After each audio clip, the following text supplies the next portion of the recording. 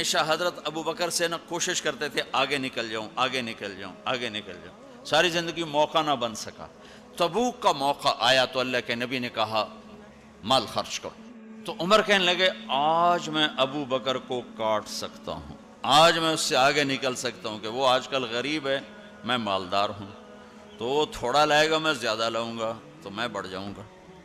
لہٰذا انہوں نے اپنے مال کا آدھا حصہ، آدھا گھر میں رکھا اور آدھا لے کر آئے۔ ابو بکر نے جھاڑو پھیر دیا، جو کچھ تھا وہ سارا سمیٹ کے لے آئے۔ جب دونوں پراپرٹی سامنے رکھی گئیں تو حضرت عمر کی بہت زیادہ نظر آ رہی، ابو بکر کی بہت تھوڑی نظر آ رہی، لہٰذا حضرت عمر بڑے اطمینان میں کھڑے کہ آج جیت خطاب کے بیٹے کی ہے۔ میں قربان جاؤں، اللہ رسول تو جانتے ہیں کہ کون کیا کر کے آیا ہے، تو میرے نبی نے سوال ہی بدل دیا، جو اس موقع کا سوال ہی نہیں۔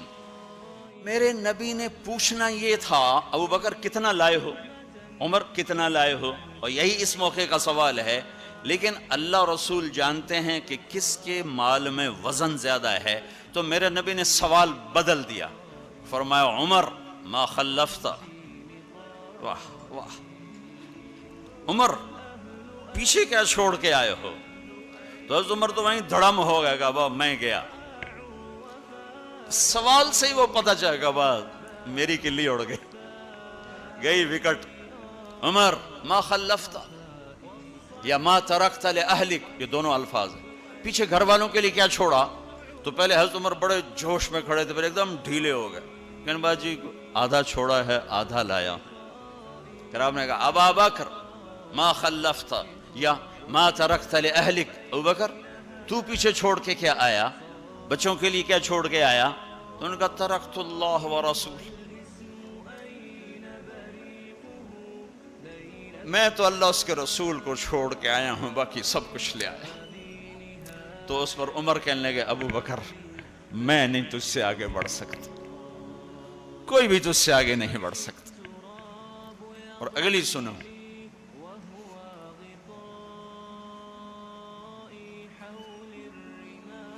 اپنے کپڑے بھی دے دیے اور ایک ٹاٹ تھا وہ پہن کر اس کو کانٹوں سے سی لیا۔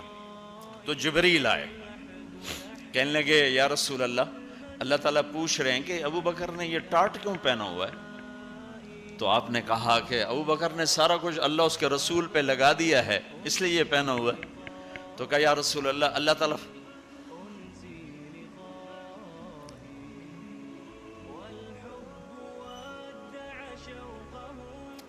اللہ تعالیٰ فرما رہے ہیں ابو بکر سے پوچھو مجھ سے راضی تو ہے،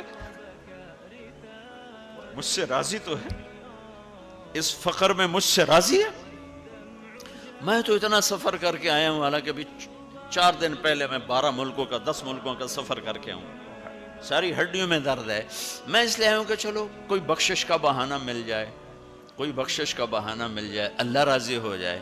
آپ سارے اس لیے حج پہ جا رہے ہو کہ اللہ راضی ہو جائے، جو سارے جہان سے کہتا ہے مجھے راضی کر، وہ کہہ رہا ہے ابو بکر سے پوچھو مجھ سے راضی تو ہے۔ تو آپ نے کہا ابو بکر تیرا رب تجھے سلام بھی کہہ رہا ہے اور پوچھ رہا ہے کہ راضی ہو؟